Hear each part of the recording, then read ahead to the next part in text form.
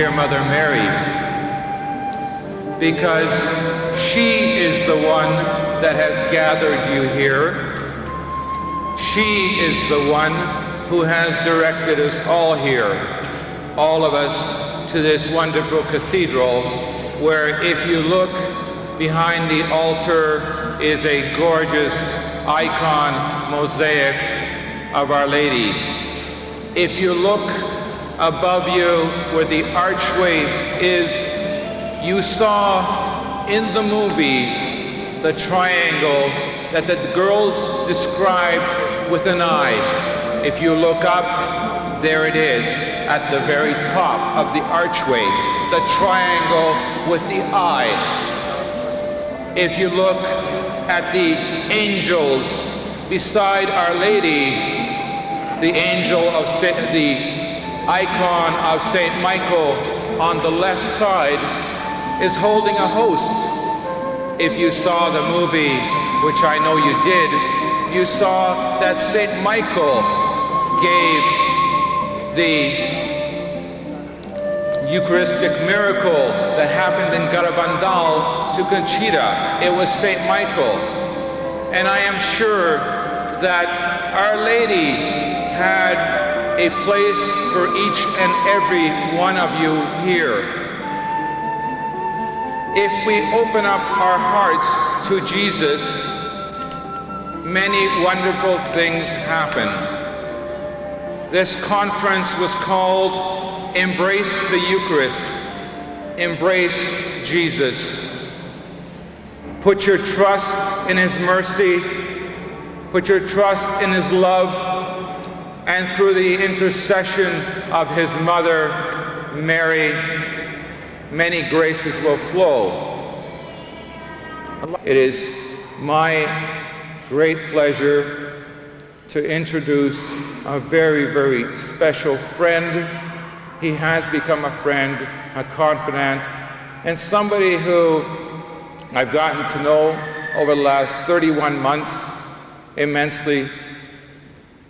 A true son of God, as I hope all of us will become, Joey Lomangino.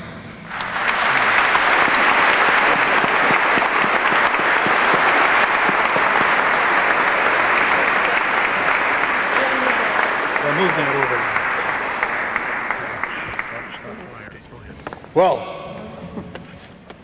you've heard all the beautiful dignitaries we have. We're thankful to Bishop Roman and for Dr. Mike. And you know, behind his wonderful testimony is a wonderful lady, his wife, Helen. And we have with us Kathy Lee, who translated the video into Korean. I'm very happy to have met her today. In Toronto, you have many, many wonderful, beautiful people that love Jesus and Mary. I'm about to talk to you about wanting you and wishing and hoping that you become a daily communicant, that you learn how to pray and love God. Because in loving God, the only thing you're going to lose is your misery. You can overcome everything with God. So I'm going to give you a little bit of a testimony about how I came to know God in a very special way. And what I'm asking God to help me, to help you today, tonight, that you make up your mind to become a daily communicant.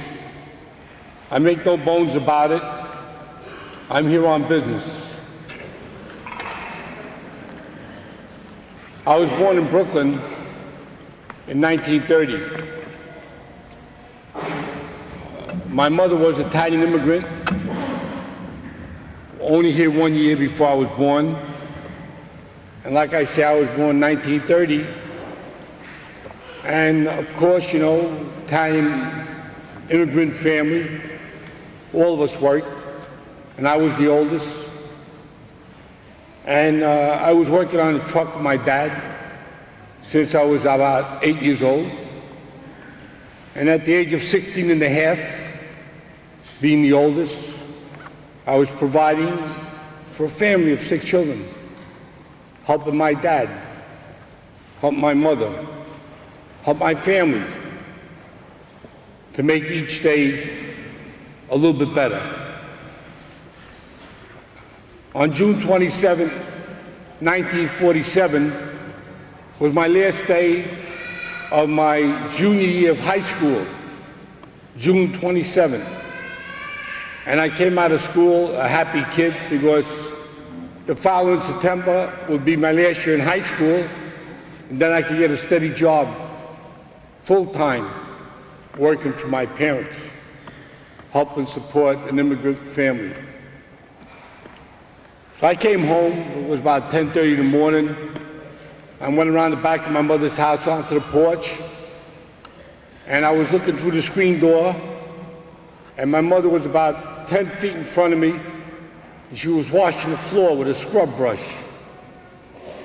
And I called through the door, "Mom," I says, "come and open the door and let me come in." So she got up and she looked at me, and like I said, she was about 10 feet in front of me. And she says to me, just like this, "Joey, where did you get all the grease on your face like that?" So I went this way. I says, "What grease, Ma? I have no grease." So I turned to my back, because the sun was at my back. I thought maybe it cast a shadow across the door that would give my mother this impression of grease or dirt. So when she opened the door, she went this way, "Oh, Joey." I said, "What's the matter?" She says,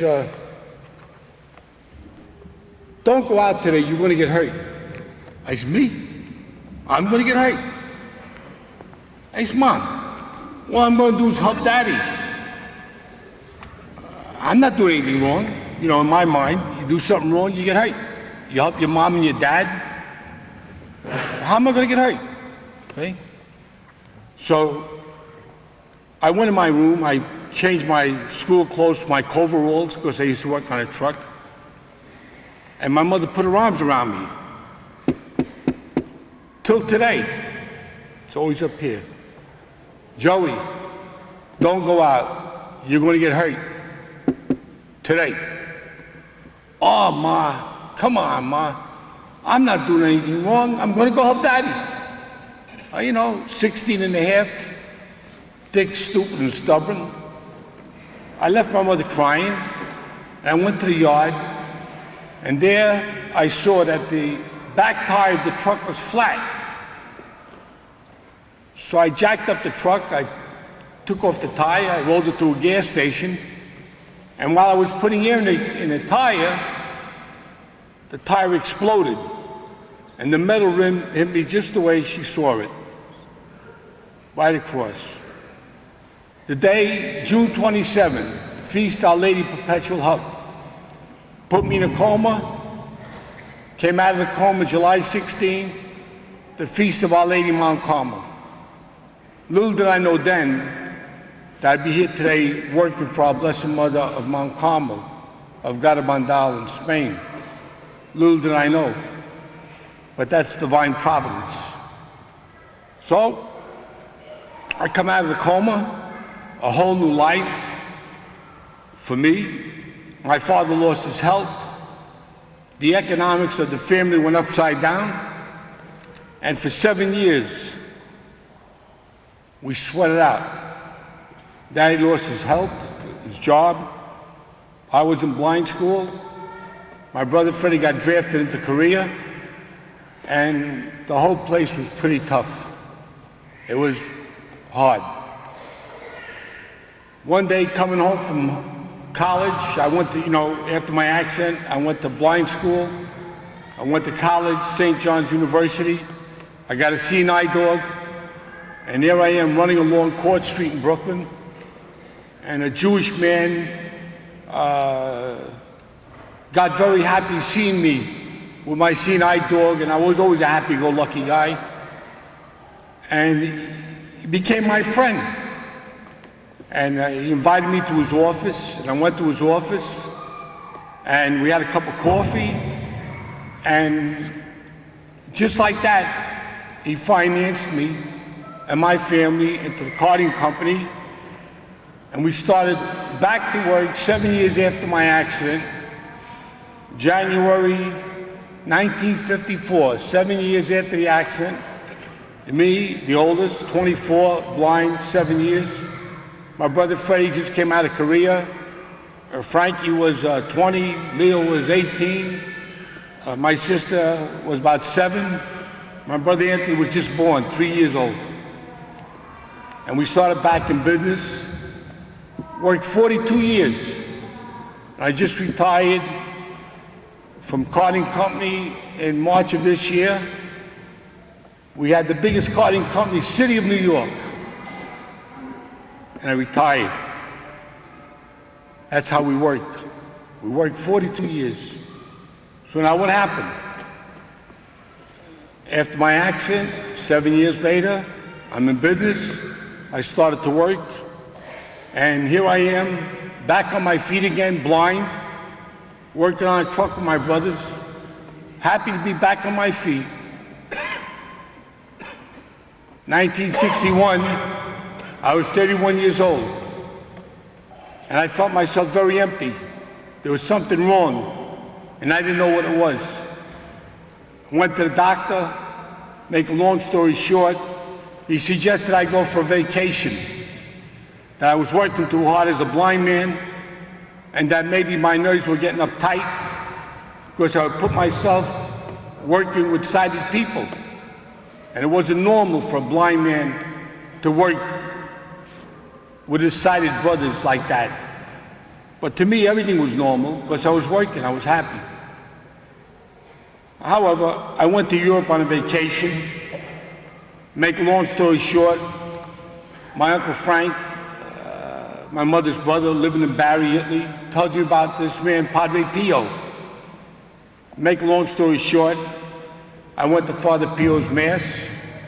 Then after Mass, I went upstairs and I met Father Pio. Well, I was with about 100 men, and Father Pio came into the room, and we were all kneeling down, and he told us in Italian, good morning, and he blessed us. And then I started to hear the shrugging of knees rubbing all over the floor. I didn't know what was going on. And all of a sudden, somebody had his arms around my shoulder. He was kissing me on the forehead, and he was telling me, Joey, I'm so happy that you're here. So I turned to my uncle. I said, who's that? He said, Joey, Father Pio. I said, well, how do you know my name? How do you know my name? Okay? So I couldn't get over it. So after Father Pio left, Mom said that Father Pio won't be understood. I said, I don't even know. He just didn't, I don't know. I don't know, Joe. But it's something special. So after that, I was downstairs, and I met a tiny priest who could speak English. And I said to Father, is it true that God has his friends? Some people go through life, everything is okay, and some people got banged around. Is that the way it goes? He said, no. He says, when your mother puts the food on the table, Joe, does everybody get the same meal? I said, yeah. Is it true? He says, some people, some of your kids like it and some of you don't. There's always a mixture. Some like it and some don't. I said, that's right. He said, well, you see, God gives everybody the same grace, Joey. Some people work with it, and some people don't. And he was right. He was right. I wasn't going to church. There was something empty in me. I didn't know what it was. Now I know what it was, but then I didn't know what it was. I thought I had money. I had a good job. My family was back on its feet. I thought I had it all, but I didn't. There was something wrong someplace. I didn't know. So I said, you're right. I'm not working with God's grace. You're right. So I went home 61, 62, I couldn't go back. 63, I went right back into the confessional and knelt down right before Father Pio. And I said, and he got me by the arm like this. He said to me, Joey, confess yourself. I wasn't doing the right thing. So, Joey, confess yourself, but I couldn't talk to him.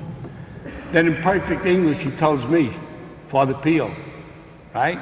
Second time I met him, tells me the sins I committed, the people I was with, and the place I was at. This is what he said. Joey, so you remember when you were in a bar with a woman named Barbara? You remember the sin you committed? That's right. And he went right down the line. And the sweat came right out. And the water just came down. But I felt that if that's the price I have to pay to get back on my feet, to be happy again, it was worth it. And he went right down the line. The people I was with, the place I was at, and the sins I committed. When he came back down to the bottom of it, he said, are you sorry? I said, yes, I am, Father Pio. And then he says, then I call Jesus and Mary for you. I says, for me? And he says, say the act of contrition. And as I started saying, oh my God, I'm heartily sorry, he put up his hands like this, and he started to give me absolution. And the reason why I'm sharing this with you is that as soon as that priest lifts his hands or starts to give you absolution, it works the same way. All the priests have the same power. But for me, it was dramatic because I needed that to get me started. And as he put up his hand like this and he started giving me absolution, my eyes started rolling in my head. I started rubbing my eyes and my head's going around like that a little bit. And I'm going back and forth on my knees. Something was going on, but I didn't know what it was. And then when he stopped, I felt better. And I kept rubbing my face. There was something wrong. And this is the way I felt. I was 33 years old when I walked into the confessional, and I felt like I was 16. Had a firm purpose of amendment. I was sorry for every sin I committed in my life.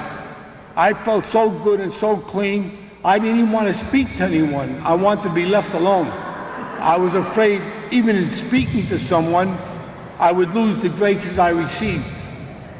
So I went into my room across the street from Padre Pio's church, and I cried all night. And ever since then, February 18, 1963, till today, that's 33 years later, right? 33 years later, I'm absolutely free. Have no cross. If you talk about that, that's an inconvenience, but it's not a cross, right? From 1963 till today, I'm free. I was 33 years old when I walked into that confession. I felt like I was 16. Had a firm purpose of amendment. I was sorry for every sin I committed in my life. I felt so good and so clean, I want to be left alone. And that's just why I remained ever since then till today. Clean, free, and happy to tell the story over and over again. So,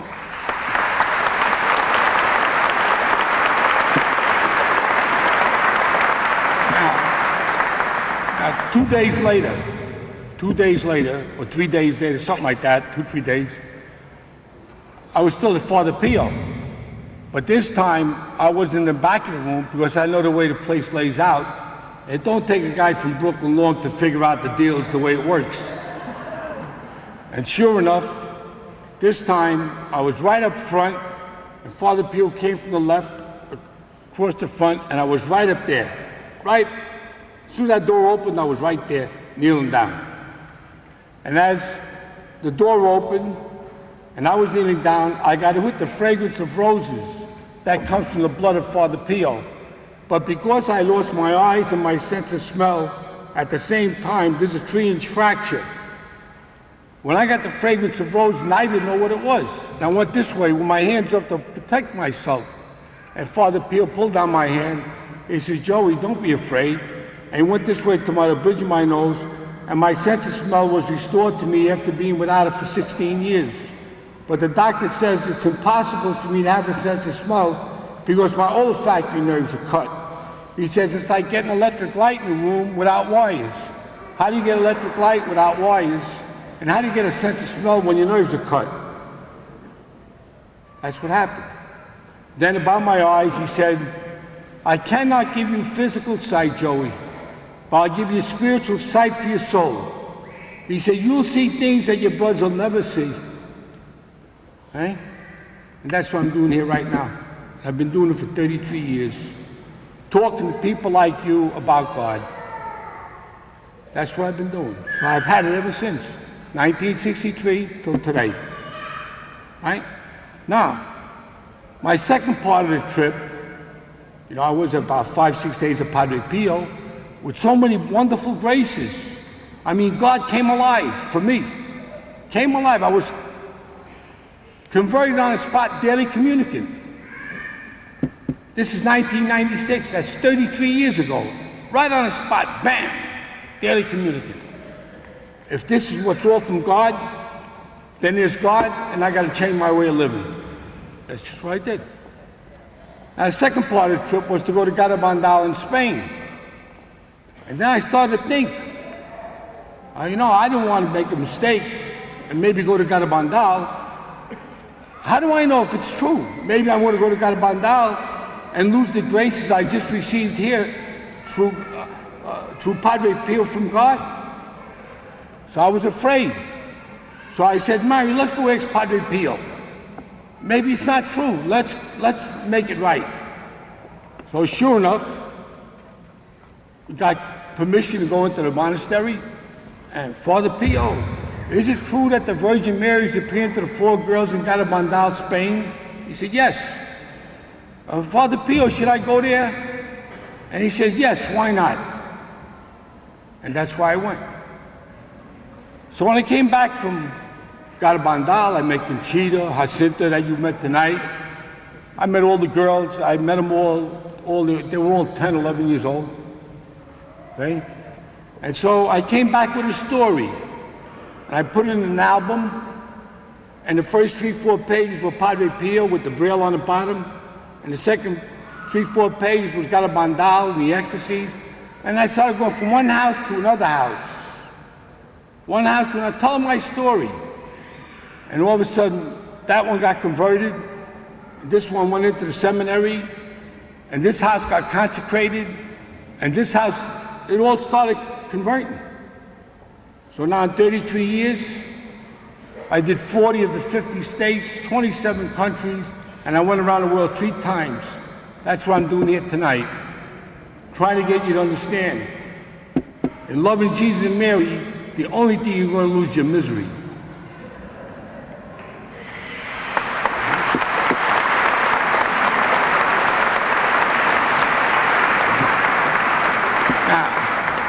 Now what happened? Now we talk about Garabandal. What is Garabandal? Garabandal is God speaking to the world in time of crisis. And the world needs it right now. You know what Mary is saying? Mary is saying that mothers are not mothers, and fathers are not fathers, and doctors are not doctors, and people are not completely committed to their state in life. They're not fulfilling the sacrifice and penance that you should be doing by the fulfillment of your state in life. And so she says in her message, you must make many sacrifices and do much penance. You must visit often the Blessed Sacrament, but before you must be very good. God is angry with the sins of the world, and if you do not stop offending God, a great punishment will overtake all humanity. Sacrifice and penance. Every act you do, when you say your morning offering, every act you do becomes a sacrifice. All that you endure in your state in life, in the fulfillment of your state in life, is penance. Mary obtains these sacrifices and penances. She converts sinners, she frees souls in purgatory, and she strengthens the church. And so that's why we're here. We're here to tell you, please, every day. I brought it with me from New York. I have the morning offering card. You say that morning offering of reparation to the Immaculate Heart of Mary. Every act you do becomes a sacrifice. All that you endure becomes penance. Mary obtains these sacrifices and penances that you gave to her. She converts sinners, she frees souls in purgatory, and she strengthens the church. That's what happens. Now, every day, Mass, communion, the rosary, the scapular, increased devotion to St. Michael. If you read the story of Garabandal and get it up here, where the Holy Spirit could work on you. If you don't have it up here, the Holy Spirit can't work on a vacuum. How's God going to help you to know Him if you don't have it up here? See, that was what's wrong with me. Before I met Father Pio, I was 31 years old. I was suffering. Remember I told you the emptiness I had?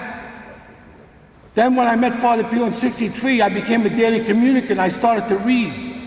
As I started reading, get it up here, then the Holy Spirit started to make me understand what Father Pio was talking about, what Garabandal was all about. I started to understand it in a very special way. But I couldn't do it before because I had I had all the formula, but I didn't have it in my heart. See, I got out of religion what I gave to it, nothing. How many times do people say, I get nothing out of it? Because you gave nothing to it. You make the same mistake I made, or I made. So then I started to read and read about Padre Pio. I had people read to me about Padre Pio, Garabandal, that video that you saw just now. I must have showed that thing for 15 years. All over the United States, all over the world, 3-4 times a week. And every time I heard it, I learned a little bit more. Every time, I said, but what is this? I said, it's a 54-minute video. And every time I hear it, I hear something else. Because you're growing grace. You're growing grace. See, but before that, you know what I was doing? I was going to Mass and make the sign of the cross. I genuflect. I always had respect for priests. But I didn't have it. I didn't give to God the reading. I didn't take my religion serious. And so that's what started to happen. I started to read, and then I started to realize, because I had a spiritual director, priest. See, I wanted to put myself on the spiritual director. I didn't want no more emptiness in me. I didn't want it. I wanted to have the fullness of life. And so I got a spiritual director. I started to pray, Mass and communion every day. And I started to go from one house to another house to another house. And today I'm in over 100 countries with 1,000 centers of promotion. I got my own Garabandal magazine, and it's all volunteers. Nobody gets paid except the printer. Okay? In other words, it's from the overflow of your prayer life that the zeal to save souls comes from. Okay? So when people come up to me, which they do, 2, 3, 4 times a week, people come up to me, Joey, I got cancer, Joey, I got drugs, Joey, I'm alcoholic, Joey, so many sorrows, so many broken hearts. You know what my first question is? When's the last time you went to confession? Oh, 15 years ago, 20 years ago. All right, what do you want me to do? You're doing it your way. You're not going to Mass, you're not going to communion. You're over your head, you want to put a gun to your head. What do you want me to tell you? You're doing it your way, you should be happy, but you're not happy because you're going without God's grace. You need the grace of God in order to be happy. And the only way you're going to get it is by being serious. Take your religion seriously. God says to all of you and to me, without me you can do nothing. He's right. So when these people come to me with all their kinds of troubles, they come to me, they're crying. Come on, go to Mass, go to confession. Go to confession, go to communion, become a daily communicant, and one day at a time, as you receive Holy Communion, you become stronger and stronger and stronger. That's the way it works. But if you don't give it to God, you give Him lip service, you got what you gave, nothing. Get in your head. I'm only being realistic with you. The other day, I was at the center. A lady came up to me. Oh, let me get it straight. I got a telephone call, and a priest, Joey, yes, Father John from Queens. Hello, Father John, how you doing? Right? Joey, I got a problem. So what's the matter? Well, I have a kid that's blind from a chemical explosion. I want to come down and see you. Maybe we could help him out. All right, Father, come on down. So I came over. Found Saturday.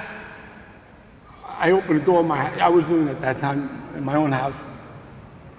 And I opened the door. The priest came in, and he came with him, a blind guy. And then in the back of him was his mother. So right up there, I grabbed him by the arm. I said, come with me. So I get the blind guy, I bring him in the front room, and now I'm talking to myself. I said, what do I say? What do I do? You know, God, come on, give me a break. Help me. Help me. So all of a sudden, I said to the man, what's your name? My name is John. Hey, Johnny, what happened here? He says, I was in a chemical explosion. I says, how long you been like that, John? He says, 5 years. So as soon as he said 5 years, all I could think of was where I was when I was 5 years blind, going through rehabilitation and this sweat.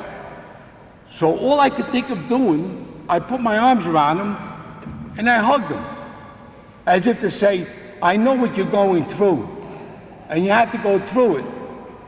You could do it. And all I could do is hug him and try to give him strength. And he started crying, and I started crying, and we both cried. But I know what he's got to go through. But he could do it, because I did it, with the grace of God. So after he finished crying, I brought him into the bathroom, he washed up, we came outside. My mother made us a cup of coffee, we're kidding around, everything is different. So Father goes, gee, Joe, it's 12 o'clock, I gotta leave now. He says, I'll come back again. As soon as I put John back in the car, I'll come back again. I said, all right, Father, come on down. He brings the blind guy in the car, and he comes, and what'd you do to him? He's completely different. I says, Father, I asked him 3 questions. What's your name? John. What happened to you? I was in a chemical explosion. How long ago was that? 5 years. And I knew just where I was at. I put my arms around him, I hugged him. I put my arms around him, I hugged him. And he cried, and so did I. But God could do everything. See, he's different now. Now he's got to go Mass Communion every day. He's got to get the strength that only God can give. Can't talk about these things. You got to do it. And one day at a time, as you keep going, tell me about the problems that you have. What problems? What are you talking about? What are you talking about? You're blind? You can't take that? You mean God's grace isn't sufficient to you? Why? And that's my plea to you. I had a friend of mine came to me 25 years ago. His whole body was with the needles for drugs. Till today, he venerated the metal, you know, he was a drug addict. And he told me a story. I put him in front of me like that. I put the metal to his head. I blessed him. He venerated the metal. Boom! And he kicks 20 or 25 years of drugs and alcohol. Till today, he's still a daily communicant. Till today, he's still helping people.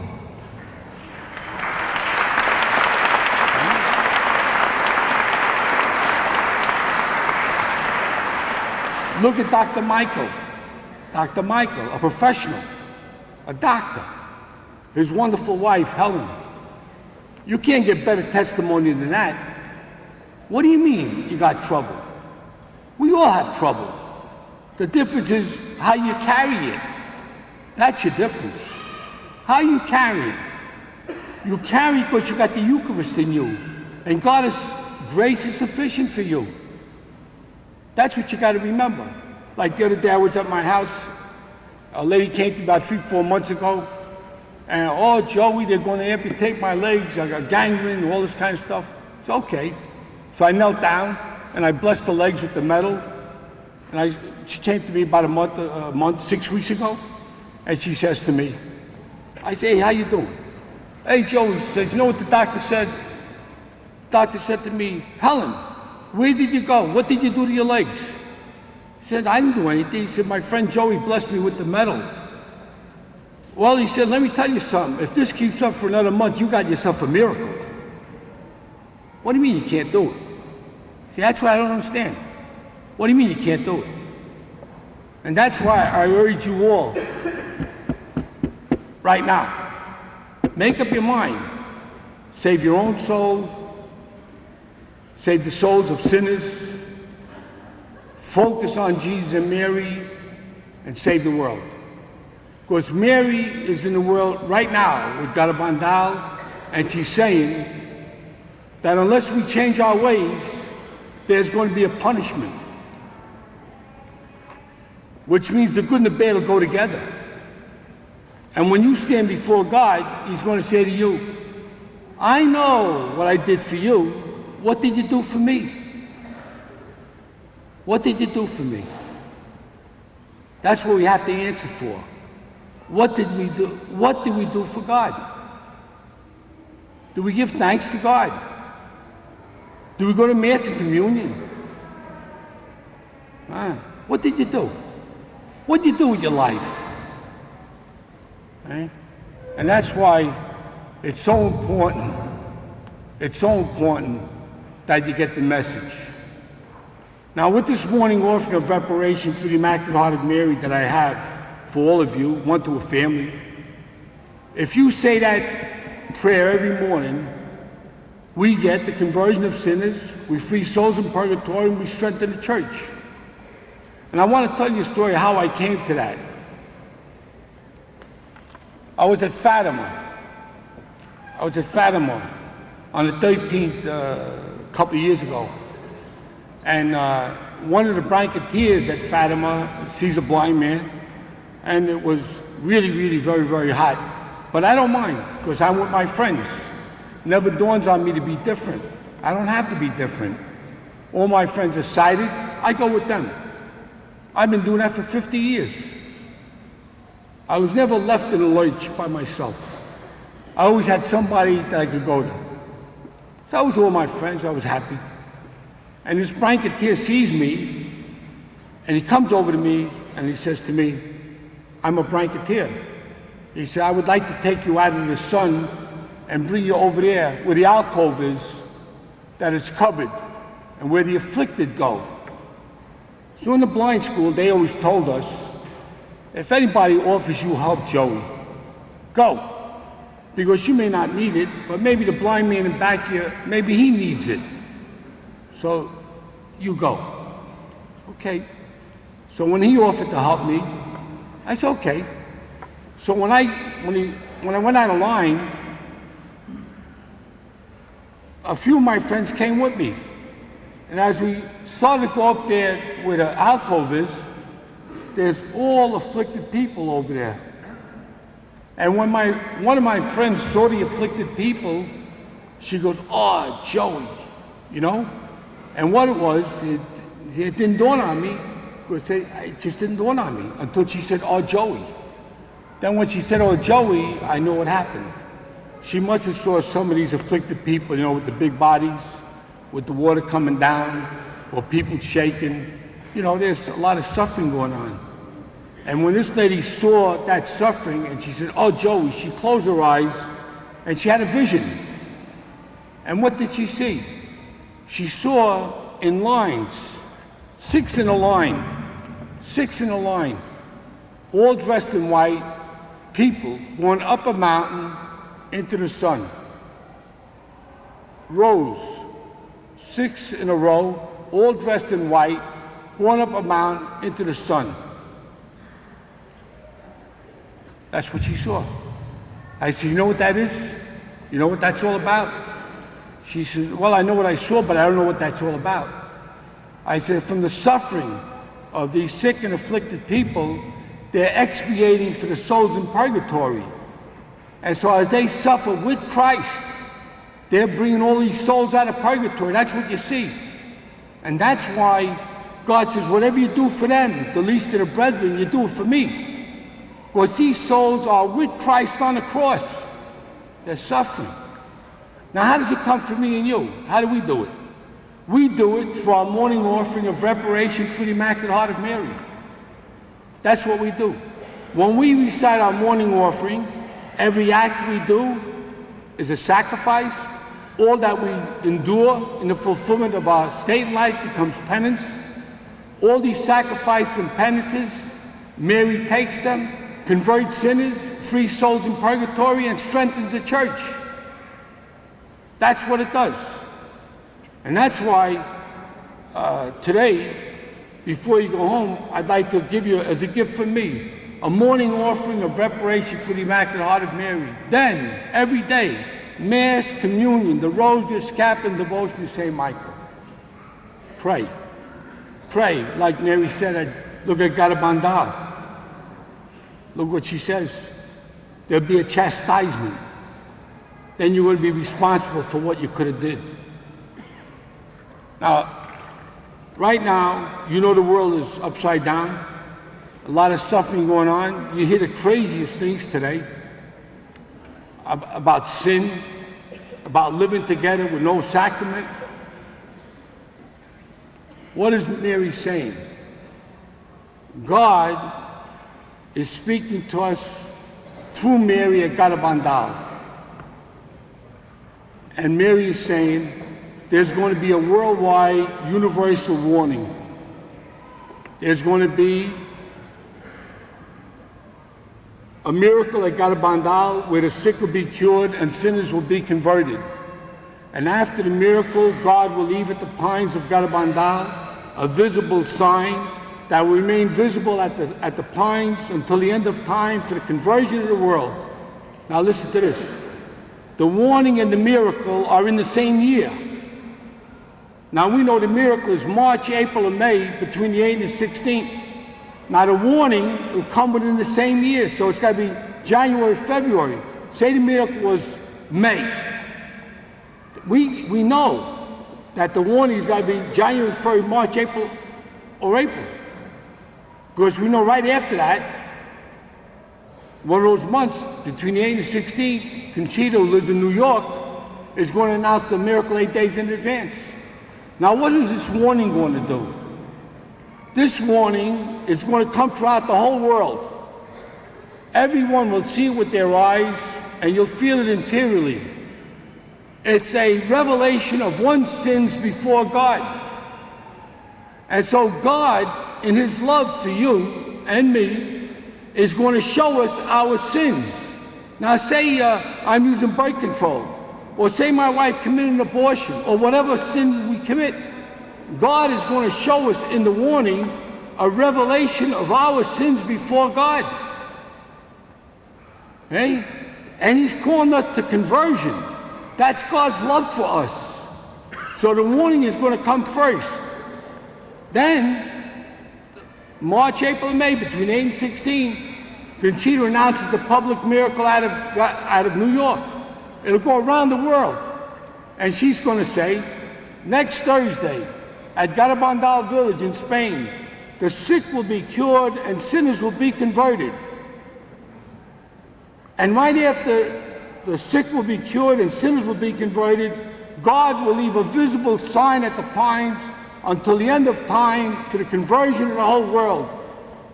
And when that sign appears, the books on Garabandal are going to be closed. That's it. God gave a warning to the world. The worldwide warning, the announcement of the public miracle, the sign at the pines, the book closes. Then God says, I gave you the warning, the miracle, the sign, the whole story of Garabandal, 2,000 apparitions of the Blessed Mother to the 4 girls. Now I leave time, 1 year, 2 year, 3 year, 5 year, 10 year, it won't be long. Won't be long. And if we don't amend our life, there's going to be a punishment. And you're not going to say that you didn't know about it. You're not going to say to God, oh God, I didn't know, you know. God's going to say, what did you think the warning was? A warning, the warning when it comes is a frightening experience. It's delivered by God just for that reason, to scare you into understanding that there's God. And so then you got to carry the message of conversion and save your soul and save others. That's what this warning is all about. Now this Holy Father, this Pope John Paul, he's the last Pope of this era. John Paul, he will see the miracle wherever he is, and he's the last Pope of this era, the end of time, the end of this way of living. The world cannot continue to go on the way it's going. It's out of the question. So how much time has Pope Paul got? He's 80, what is he now, 81? 81, give him another 10 years, and he's not in the best of health. We pray for Holy Father every day. But this is what we're trying to tell you. We're trying to say this is Garabandal, this is reality. And God backs us up with wonderful miracles like Dr. Rozeluk, like the beautiful Jacinta here. We who are the workers, we say, girls of Garabandal, the beautiful girls of Garabandal, they're one better than the other. They're four wonderful guys, wonderful, wonderful people. And she's here to talk to you, to bring you on, read the books, see the video. And so that's why we're trying to tell you now. We got a job to do. You got to start each day with the morning offering of reparation to the Immaculate Heart of Mary. Every day, Mass, Communion, the Rosary, Scapular, Devotion, St. Michael. Right now, do you have a rosary in your pocket? Well, this is a joke. This is a joke. You know, when I work with Dr. Rozeluk, and he says, we're going to say 5 decades in a rosary, I really don't know what he's going to say, so I come with a 15-decade rosary. I don't want to be caught saying, you know, 15 decades, pal. You ready to go? Let's go. I'm ready to go. 15 decades in a rosary. Hey? You have a rosary in your pocket or pocketbook? Do you carry the scapular around your neck? Are you consecrated to the Sacred Heart of Jesus, Immaculate Heart of Mary? Are you consecrated? Is your home blessed with the pictures of the Sacred Heart and the Immaculate Heart in your home? The crucifix, is it all over your house? If I came to your house, now forget about what I say because I don't always talk right.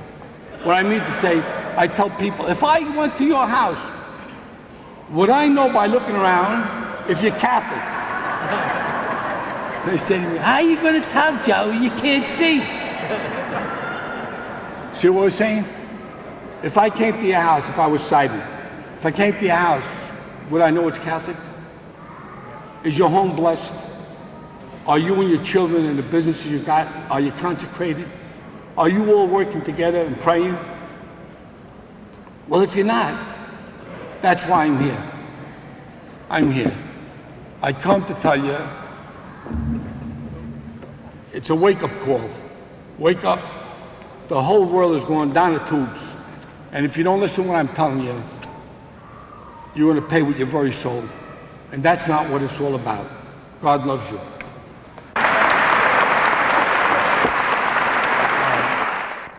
Let us begin in the name of the Father, and of the Son, and of the Holy Spirit. Amen. Heavenly King, Advocate, Spirit of truth, who are everywhere present and fill all things, treasury of blessings, star of life, come dwell within us, cleanse us of all that defiles us, and, O good one, save our souls. Hallowed be thy name. Thy kingdom come, thy will be done, on earth as it is in heaven. Give us this day our daily bread, and forgive us our trespasses, as we forgive those who trespass against us. And lead us not into temptation, but deliver us from evil. Lord Jesus, We stand before your throne, before your divine mercy. I raise to you these, my brothers and sisters, to your divine heart, the heart of divine mercy. You are the divine healer. You are the Redeemer of us all. And with you, Jesus, I raise these, my brothers and sisters, to the heart of the Father. O Father, receive these, your children, into that embrace of your love. Fill them with your peace, your joy. Fill them with your healing strength. Pour the gift of your Spirit upon them. O Holy Spirit, come down upon these, your anointed vessels, and fill them with your sevenfold gifts. Penetrate every particle of their being, every cell, their mind, their body, their heart, their soul, and transform them into living fibers of life. And fill them with your sevenfold gifts. Deepen in them the resources of faith, of hope, and of love.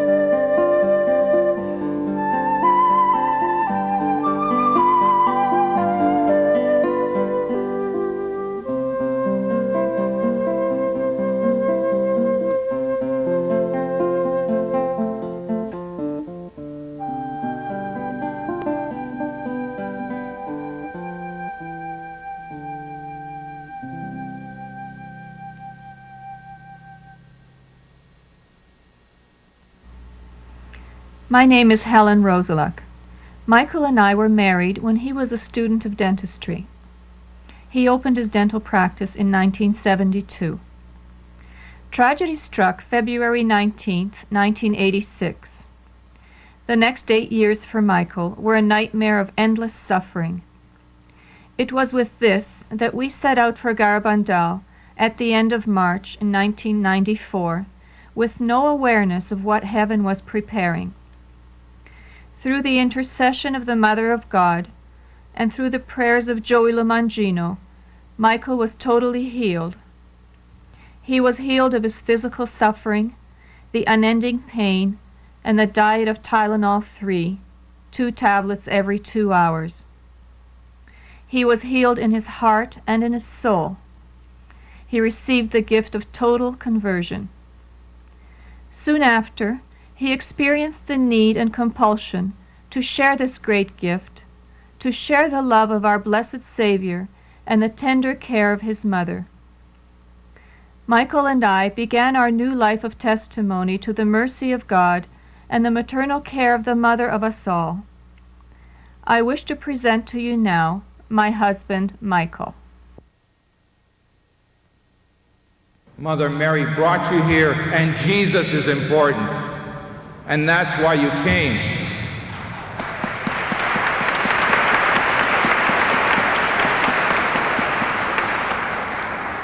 My story continued. I'll be briefer than usually. My mother got very ill, and at that time I was only a token Catholic. Many of you know what that means. You go to church when it is convenient. I was not using any of the tools that our Mother Mary had given. I was not using the rosary. I was infrequently going to confession. But around that time, with my mother's constant prayers and my wife's, I started believing more. And yes, I was in pain, but then prayers became more important. And even though I was laying on the floor in agony, prayers came easier, and prayers took the form of a conversation with God. My mother told me she was dying of cancer. There was no help. And I prayed to God to help her, if it is His wish. And I promised things to God. If it is His wish that He heal her, that is fine. If not, that is fine also. But I prayed and I promised things, which I am continuing and will continue for the rest of my life. I did not promise to be here in front of you today or anyplace else, but that is where Our Lady has led us. And as my mother got worse and worse, I thought we would take her on a pilgrimage. Garabandal came up in Spain because we knew about Garabandal. We had read about Joey and his wife. We had read about what happened there in that tiny little village. And I thought, perhaps if I take my mother, she may be cured, as people do get cured, whether it's Lourdes or Fatima, whatever. And shortly after I started praying like that, God showed me His ways. His way was to take my mother, and she died within a month. I was sad, but I was not mad at God. I was sad, I missed her, and that's what. I forgot about the promise I made to go to Garabandal on a pilgrimage. Several months later, I had a nagging feeling something was bothering me. I have to go on a pilgrimage. And it kept with me. I had to make a trip. We booked the trip, and every day thereafter, I kept saying to everybody near me, especially my family, that I don't know why I'm doing this. There's only and I apologize, it's only for old people. Everybody's going to be walking around with their nose stuck in a Bible. I'm not like that. Boy, was I wrong. We went, and we met Joey and his wife, and things happened. We came to this wonderful, quiet village. Peace flowed. We went there, and yes, we had to go to church. And yes, I learned how to say the rosary daily. I went to church every single day. We went to church, there was Mass, and everybody was going to communion. And although I had gone to confession some months before, I couldn't go to communion because I did not feel I was worthy. After the Mass, I went to confession. Then the next time I went to communion, not before. We wandered around the village, and yes, I was in pain all the time. And then one day, Joey talked in the village church, and after he talked, people lined up to venerate his medal, and I came and I kissed his medal. And at that moment in time, it seemed as though a large opening or hole was created underneath my feet. I felt the energy totally drain out of my body, and I cannot describe it any other way, energy drained out. It seemed to take forever where it actually took seconds or less. We went around, the pain was still there, nothing happened. It was strange, I don't know what happened. I could barely walk. We were going through the village, and one man who was here came up to me after he saw me take some tablets out of my pocket and swallow them. And he said, "What's the matter? What's wrong with you?" I told him, and he says, "You're here, why don't you ask for yourself?" And I said, "No, I came here for my mother. I promised my mother. I came to pray for my mother here. I don't need anything." And dear friends, that's the way it was. I never really believed something could happen to me. And why me? Why me? Who was not very religious, who was just learning to say the rosary, who was uncomfortable with going to daily communion, to Mass and communion. Why me? So I never thought anything about it. Well, the pain got worse. Easter Sunday came, and then Easter Sunday and Friday and Saturday and Sunday, I was in so much pain I couldn't move. And that day, I don't want to bore you with everything, but that evening we came in, and that wonderful man who asked me before to ask about this thing and to have venerate Joey's medal again, have him put it on me, you know, he came up to me as we entered a house there, and he asked me if I had done that, and I had said no. He grabbed me by the elbow and he pulled me to Joey, and Joey took out his medal, put it on my shoulders, my back, and very quickly he said something. I don't know what he said. One thing I do remember what he said. He said, "Remember, all I can do is pray for you. It is up to God. Remember." And I do remember those words. I remember those words to this day, and I'll always remember them. My pain was still with me, but dear friends, 2 hours later, my pain was gone. I woke up in the middle of the night, the pain was still gone. I woke up in the morning, it was still gone. And dear friends, it is now 31 months, and I am still pain-free.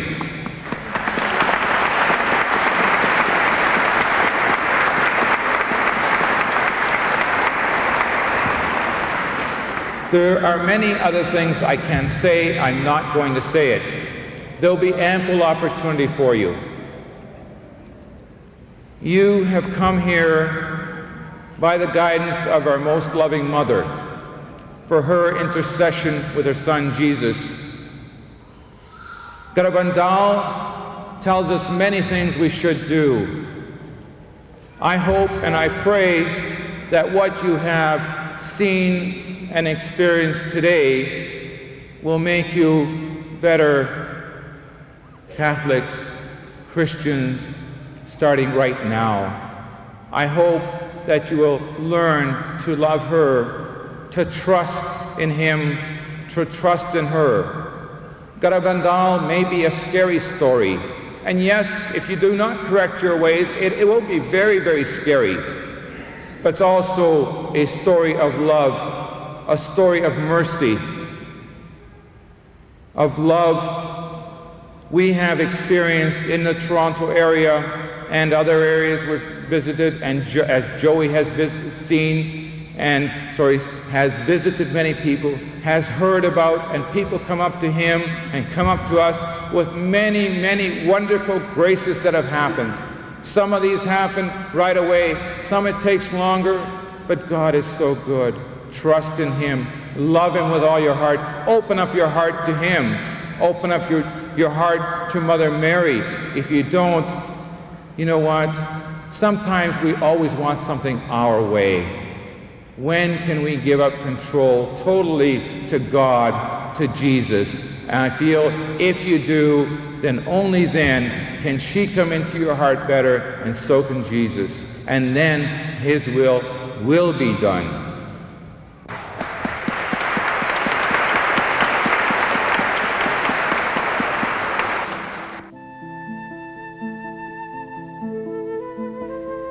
We arrived in Garabandal on Tuesday, March 29th. They lodged us in the now vacant home of the wife of Seraphin, Conchita's brother. The following days were a time of visits to the local church, to the Pines, masses, rosaries, prayers. Easter Sunday, April 3rd, we were entering Seraphin's dining room for our Last Supper there. Judge House accosted my husband. "Michael, have you asked Joey to pray for you?" Michael answered, "No." Bob House grabbed Michael by his arm, dragged him to Joey, and the rest is history. After we left Seraphin's home where we had been enjoying those wonderful meals, we went to the lodgings that we were staying in. And because we were leaving at 5 o'clock in the morning, it was necessary to pack our belongings that evening. We packed the suitcases, as we all do on holidays, because we all know that it's kind of hard to pack at 4 o'clock in the morning. It's best to pack the evening before. We packed everything up, and then we were going to bed.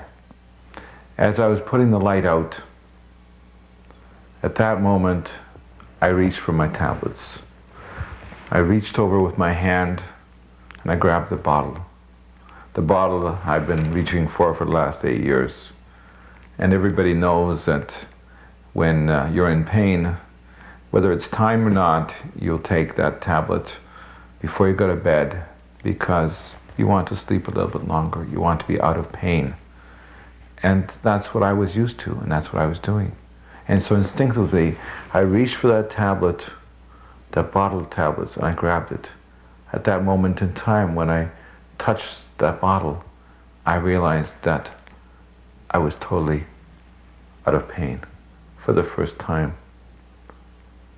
But the first thing that came into my mind was that I've eaten so many tablets in the last few days that finally they're going to work. But I thought, well, finally they'll work, but they'll only be 15 minutes or so, and I'll wake up with a lot of pain. I'll wake up in a few hours because I do have to get up in the middle of the night and go to the washroom and come back. I'll tell you about that after. And sure enough, I did not take any tablets, but I prayed.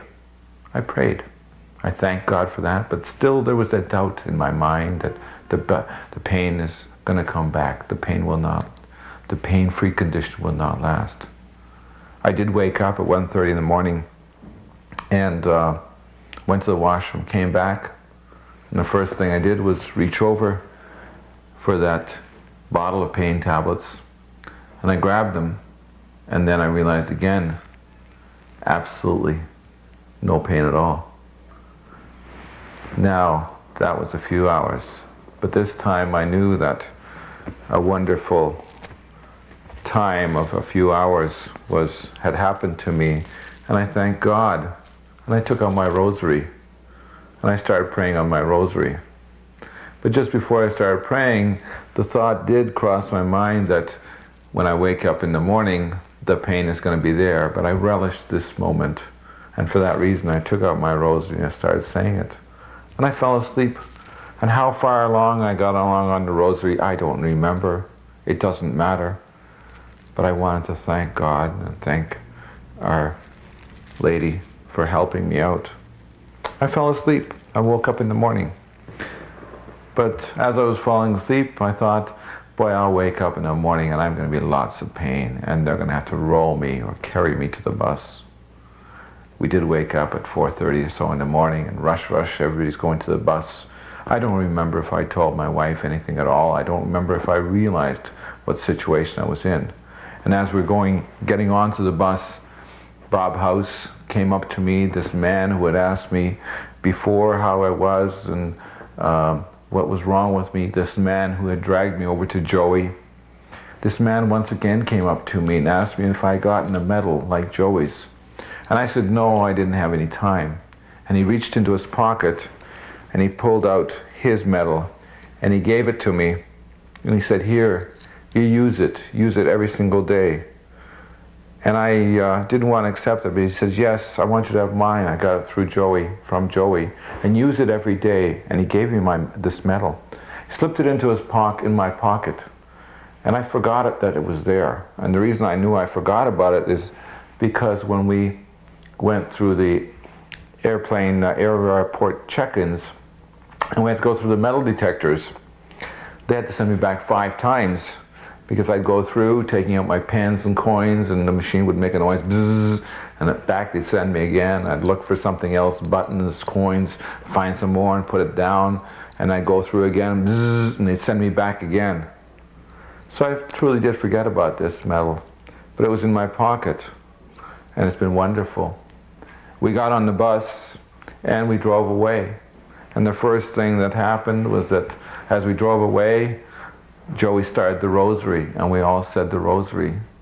The rosary was not strange to me anymore. It was wonderful. And we were all thankful for what had transpired that week, and how peaceful and how wonderful the events were, and the friendships we had made. And then Rosemarie, our tour director, said a few words thanking people. And we just sat there after she had finished. There was a microphone and a speaker system in that bus. And at that moment in time, I felt I had to go and say something. And I said to my wife, Helen, who was sitting beside me, I said, I think I should go say something. And she said, why? And I said, I have to go and say something. And she said, well, can't it wait? No. And this feeling, tremendous feeling, I had to go say something. So she finally shrugged her shoulders and said, okay. So I went up to the front of the bus to take the microphone. And nobody knew what I was going to say. My wife did not know what I was going to say. And I got up there, and in front of Joey and those 52 people, I said that it is now 8.5 hours, 8.5 wonderful hours that I am pain-free. And at that moment in time was the first time that my wife knew that I was pain-free for some small moment in time, but a wonderful time for me. And then I promised to come back to Garabandal, no matter what. And I'll repeat that right now. And I say this every day of my life since that time. It doesn't matter if my pain comes back now or in an hour or in a week or in a day, but I'm thankful for what happened. And I said I'll come back. And we did come back the following year. Something special did happen. And we did come back. And all the way home, everybody was coming up to me every 5 minutes and saying, Mike, are you still okay? You still okay? Yes, dear friends, I'm still okay. And instead of it being 8.5 hours, it's now 31 months, 31 wonderful months. And we got home, and we missed a flight in New York. And when we came to Toronto, it was cold, it was wet, it was cloudy. And anybody who's out there that knows when you're in pain from any kind of injury like that, you can predict the weather. And I was one of those people. I could predict the weather better, much better than what we would hear on the radio. My staff knew that, the people in my office knew that when it was cloudy and rainy, they knew I would not be in the office. They knew that I would phone up early in the morning, or my wife would call and say that Dr. Michael just cannot come into the office today. And they were at a total surprise when I showed up for work the next day. And I showed up and I was happy and I was feeling good. And this was most unlike me. 8.5 years, over 8 years, they were used to seeing a very painful expression on my face and having to be driven home. And here I showed up the day after this long trip, and I came.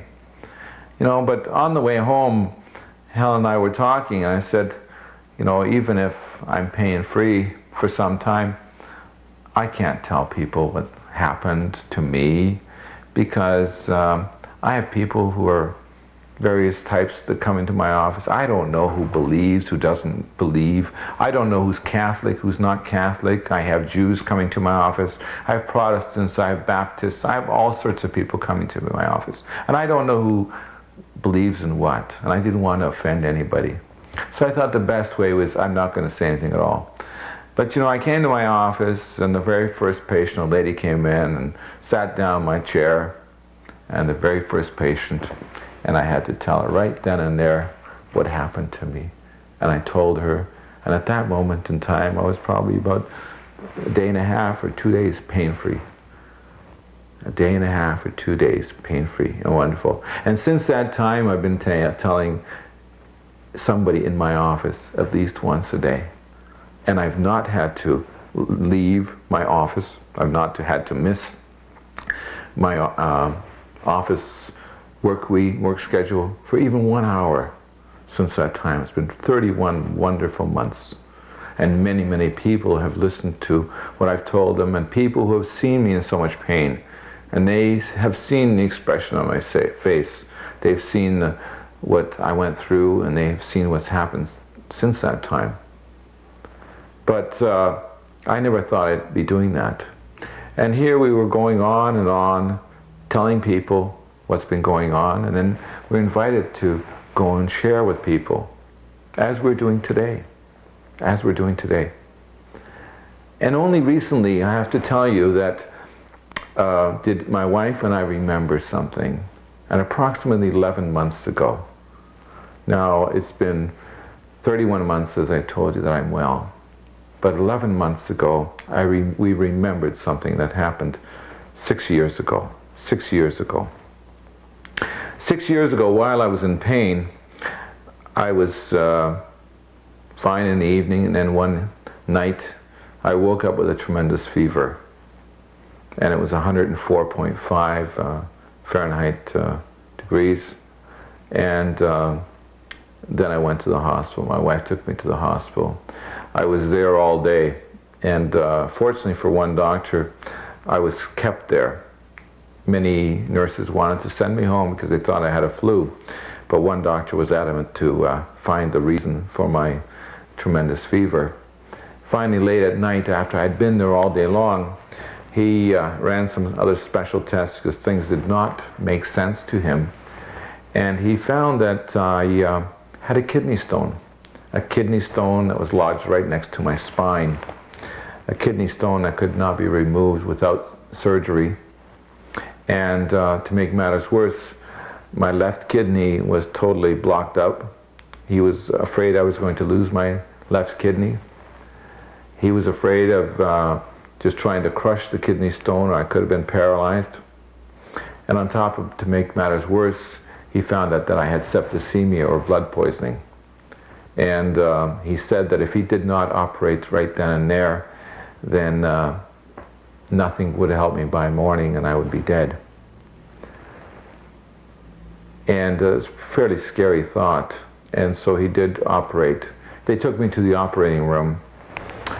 After I came out of the operating room, I was in the recovery, and my wife came to me and asked me a question. And I told her something. And again, I remind you that we only remembered what I told her just 11 months ago. So, going back now 6 years before, when she asked me, when I came out of the recovery, out of the operating room, she asked me what was wrong and if I was not scared. I said I was not scared. She asked me why, and I said I was laying there on the table before the operating room, and there was nobody near me. And I heard a voice. I looked around, there was absolutely nobody near me. And it was a man's voice, a male voice. And the voice said to me, "Don't worry, all will be fine. Your work has not started yet." I remember those words exactly. And we both forgot about those words for that length of time, and only recently did we remember that. And if I think about what's happened to us in the last 31 months, where naturally we're, through the grace of God, we've been blessed, and I'm feeling well, and sharing with people. Never could I have imagined that someday I would be talking in front of people, telling them what happened to me, telling them about Garabandal, telling them to pray for priests, to pray on the rosary, to go to confession, to go to church, to go to communion, that was way beyond me. At one point in time, you could not have paid me enough money to do this. We don't receive anything for that. We thank God for everything, and God provides. We don't ask for that. Nobody could have done that. Nobody could have predicted that someday we'd be talking in front of whether it's 1, 2, or 5 people, or 500 people, 5,000 people. It doesn't matter. What happens is God's will be done. And it seems that God was telling us something at that time which we forgot about. We knew it was a confirmation for us, and we know that this is what he wants to do. And wonderful things have been happening here in the Toronto area. We have been talking to people. We've been telling them about our Blessed Mother's visit to Garabandal. This medal, which I received from Bob, which was touched to Joey's and through Joey's hands that we received, has been venerated by many, many people in the Toronto area and in the eastern, in southern Ontario, even in some spots in the States. And wonderful things have happened to them.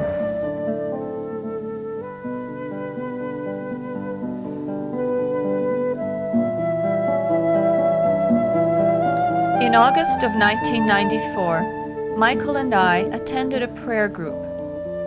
The hostess invited us to pray for a man who was suffering from cancer of the brainstem. Michael prayed over him. Subsequent examinations revealed complete healing, no signs of cancer. 2 weeks later, a friend requested prayers. She was suffering from cancer of the throat. An hour later, the pain stopped. To this present day, there is no sign of cancer. We were praying at our own parish church. Several people were miraculously and instantaneously healed. A man, immobilized for no apparent reason, after venerating the medal and praying, was totally released.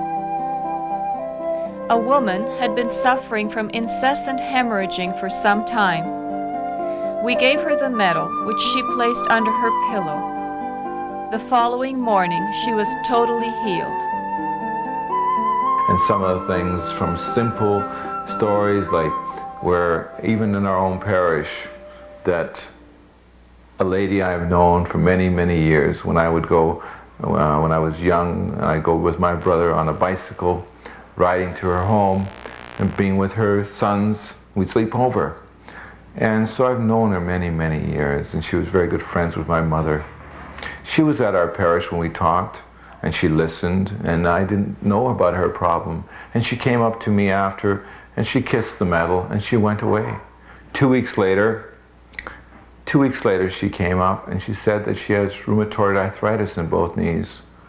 When the weather changed, she has tremendous pain. Just walking in the house causes her a great deal of pain.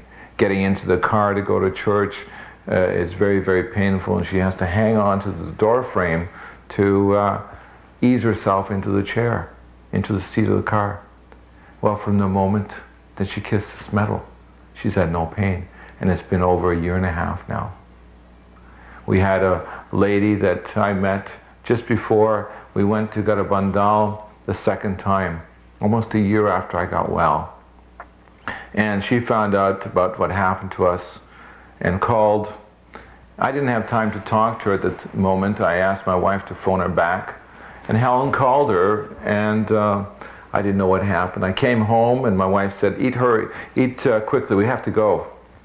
And so we packed up things. She had everything packed up, and I ate very, very quickly, and off we went. We went to their home.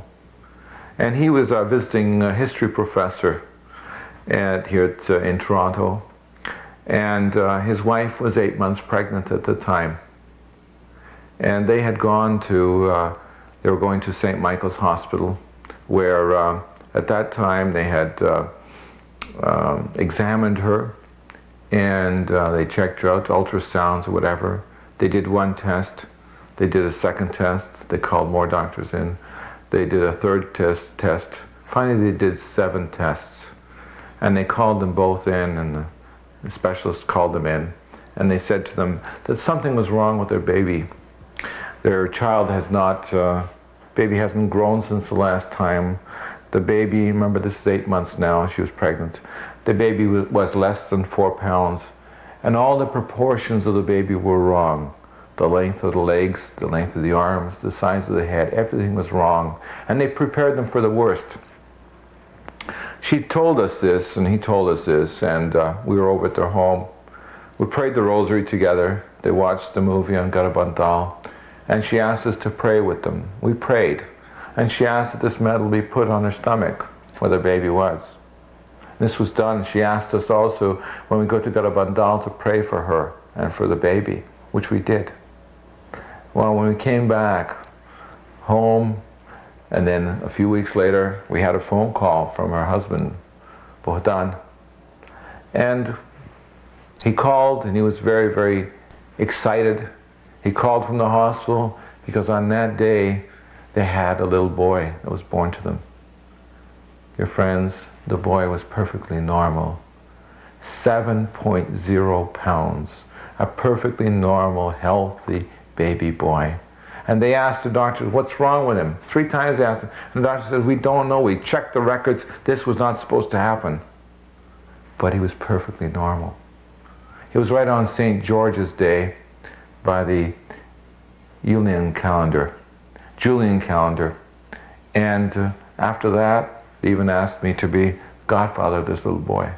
This little boy is about 1.5 years old now, and he's running around, he's healthy, and it's wonderful. And that's another wonderful grace that's happened. We've met people that have had a melanoma, cancer of the skin, a nun, a very wonderful nun, and she had cancer on her skin. She saw a specialist. He asked her to come back in a couple of days to have that cut out, do a biopsy on it, and then start treatment. We had given her a reliquary medal from Garabandal with a piece of the missal that Our Lady had kissed. And she used that the evening before she was going to go. She had remembered about it.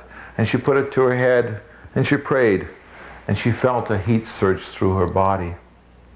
On the following day, she went to see the specialist, the same one that she had seen a few days earlier. And he couldn't find it. It disappeared. And she's fine to this day.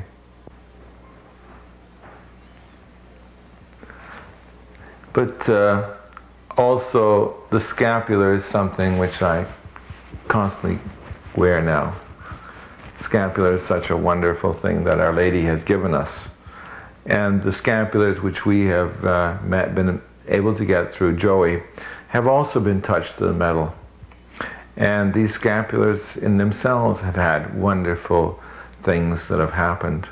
We had a lady that we gave one to, and a couple of months later she, in front of a bishop and several priests and a number of people, said that she thanked Our Lady and her help for the scapular because she had injured her leg badly. An elderly lady had injured her leg badly. The leg would not heal, and she went to the hospital. The specialist looked at her and checked her leg out and told her they have to amputate her whole leg. And they booked an operating room time to cut her leg off. And how much time transpired, I do not know. I do know that she said that in front of all these people, she said she took that scapular, that blessed scapular, and she put it around her leg, and she prayed. By the time the doctors came to take her to the operating room, they looked at her leg, then they checked the other leg, and both legs were fine. The injured leg had healed up. And they said, there's nothing wrong with your leg, you can go home. And she has her leg to this very day. Another lady was in my office, and she looked a little disturbed. Something was bothering her. And we were talking, and she said that her daughter-in-law was in the hospital. Her daughter-in-law was losing a baby. The baby was less than 6 months old, the fetus. And they told them that when the baby be born, the baby will die because the lungs are not developed enough yet. She told me this, and all I had at the time to give her was a scapular, blessed scapular. And I said, here's this. And I told her about myself. Oh, I gave her the video and some material. And she went, she didn't know if she wanted to take it. But I said, take it. If you don't want to use it, you bring it back. And that was Thursday.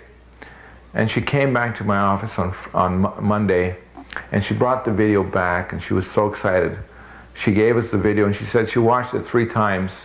And she was so happy, and she said she went to the hospital, the Scarborough General Hospital, where her daughter-in-law was in labor. Her daughter-in-law was losing the baby. Her daughter-in-law was in labor and dilated, and the baby was being born, and everybody was just waiting. She had received no medication at all. And so this lady told her daughter-in-law about what happened to me and showed her this scapular and said that Dr. Rozeluk said this, and he gave this to you. And so her daughter-in-law believed, she believed what Our Lady had said about the scapular, about the protection and her help. And so she kissed the scapular, put it on her, and put it over her head. This lady said also that her daughter-in-law was not Catholic, but Protestant, but she believed. And at the moment she put it over her head, the labor pains and contractions all stopped. The doctors and nurses couldn't believe it. They kept her there for another day and a half, assuming that it was going to start up again and she would lose her baby. Well, nothing happened, and they sent her home. They thought she'd come back in a few days. She didn't come back in a few days. She carried the baby to term, and she had a healthy 8-pound boy, some 3 months later. So these wonderful things are happening, and yes, I do have a letter from this lady confirming that fact, as with these other ones. We've had a lady who cancer very badly, and she had no chemotherapy at all. She refused it. She said prayer was going to do it for her, and if God wanted her around to do something, then prayer is what she had to work with. Came to a point that she was going weekly for her checkups with a doctor. She was having blood tests and x-rays taken. The cancer spread into her shoulders. The cancer was in her blood. And the doctor asked her if she had already made her final plans for funeral plans. And she said no, not yet, but he told her to seriously start doing that because there was not much time left. She was coming to Toronto, and she wanted to see Bishop Roman at that time, Danilek, and ourselves. And we visited with her, and we all prayed together. She went back home. We had a meeting at our home with some people about this mission, and then she called us. That was a Tuesday evening, 2 weeks after we had met with her. She called up, and she was excited. She just returned from the doctor. He came in, he was scratching his head. He couldn't figure it out. Everything was normal. The cancer was gone. She's feeling wonderful. She's here today. She was at this mission, and she's feeling wonderful, and the doctor doesn't need to see her for a number of months. There's a man who works in the building where I have my office, and he's not Catholic, Muslim, Hindu, and he saw me before when I was in pain, and he saw me after I came back, and he was interested. How come all of a sudden I look good and I feel good, I'm walking straighter? And I told him a little bit by a little bit. And he got really interested, and then he wanted to get some literature, and he wanted to watch the movie. And he came to me, he says he believes. And and it came a time when I saw him in the parking lot one time, and he said, I've got this problem, can you come over here and see me? And I knew what he wanted to do, or I suspected. And I said, no, not here, come to my office. He came to my office and he asked if he could see my medal, if he could kiss it, and if it could be put on his shoulder, because he was having tremendous pain with his right shoulder for several years now, and he was going for physiotherapy 3 times a week. And so I said yes, and we prayed together very quietly. And I said something strange to him. And I said to him, tell me tomorrow, not now, tell me tomorrow how it is. And he left. And after he left, I thought, why did I say this? Maybe nothing will happen. And here I'm giving him hope or something. Why did I say this? I have no idea why I said this. Well, you know, the day I saw my patients that day, and I forgot about him and his problem. And the next day I came to my office and I was working on somebody, and then my secretary came down and says, can you come out here, somebody wants to see you. And as soon as I poked my head out from behind the corner, I saw this man. He says, hey, look at this, my arm is fine, my arm is fine. He's been fine ever since. And it happened to him. We were up this summer in a place called Meaford, Ontario, and a lady came up after there was a rosary film, there was a mass there, and Bishop Roman with a Danilak was with us. This lady came up who had a tremendous pain in her back. She had fractured her lower back when she was much younger, and she was walking hunched over in a lot of pain for all these years. And when she came up to venerate my medal, I put my hand on her back, and it was so severely deformed that I thought, oh, I should ask the bishop to come and pray over her because it's really bad. And she said, no, you do it now. I said, okay, fine, but after you'll have to come, and I want to introduce you to the bishop. And she said, fine. And I said, he'll pray over you, I promise. Well, and about a half an hour later, he was free, and as we were sitting there, I told the bishop about this lady, and as she came up, I started introducing her to him, and she said, but my back is fine now. It's gone. The pain's gone. And the bishop said to me, how's her back? Feel her back. And I felt her back, and the bones in her back was straight. The next day, we went to Midland, Ontario, where Martyr's Shrine, and Bishop Danilak was there also. And as we were about to enter this church, we saw this lady came up. And she said that she had to come over and tell us. She drove with her friend for an hour to tell us that all Saturday evening she was without pain. All Saturday night she slept without any pain. She woke up in the morning without pain. And she phoned her friend and other people, and they came over. They drove an hour to come and tell us. We received a letter from her 2 weeks later, and saying that she's still out of pain, that her mother has even said that she's walking straighter, that her back is straighter. And I met her recently again, and she's still fine now, and it's several months after the fact now. See what happens when you start asking about stories? I keep telling you more and more. And there's another one there too, where a lady in our church was led by 2 other ladies who I know very, very well, just this March or April. And she barely came down some steps. She's about 50 years old, and she has degenerating discs for the last 10 years. She's not been able to do anything. She's been in tremendous pain. She's not been able to do any vacuuming or housework in her house because it's just too unbearable for her. As she came up, she said that she wanted to go home, but something made her stay, and she stayed behind. And she came up to venerate this medal. And as she kissed this medal, I put the medal on her back. And as we were praying together, then she started crying. She started crying because all of a sudden the pain disappeared. The pain disappeared then and was gone. Again, a week later or so, I met her again, and she was out of pain. She said she was sleeping without any pain tablets. She was able to sleep very comfortably. She took her husband's industrial vacuum cleaner, or commercial vacuum cleaner, which was a very heavy one, and she was so happy because she would vacuum the house now and do housework. And she's been like that now. I talked to her very recently, and she's been like that now since April this year. So God is good, and there are other stories which are absolutely true, and these things, the time is approaching. The time is approaching for the warning. The time is approaching for the miracle, but we can't wait for the miracle or the warning. We have to change our lives now, today, if we only open up our hearts.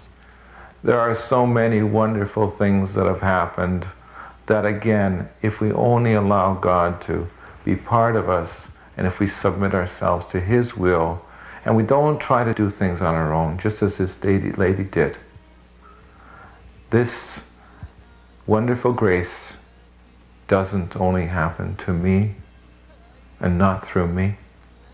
It's through God and through Our Lady, who prays on our behalf, who goes around the world, and in our hearts she's there, and she wants to help us. But we're too blind, and we don't want to listen. When you open your eyes, when you open your ears, when you open your hearts, then Jesus can work through and into all of us. And surely this is what she's been telling us in Garabandal and other areas. And she's been crying for us to return to her son Jesus. The stories keep happening. The stories are true. The stories are wonderful. They're not limited to somebody who is rich or famous or anything else. They're to people who believe. Believe. And if you open your hearts and do as she requested, not me, I'm not important. And Jesus wants us to do these things. We always want to do things our way. I hope that from now you'll understand that our way is not necessarily the best way. In this case, it's the wrong way. Open your hearts and listen to what she's been trying to tell us all to do for her son Jesus.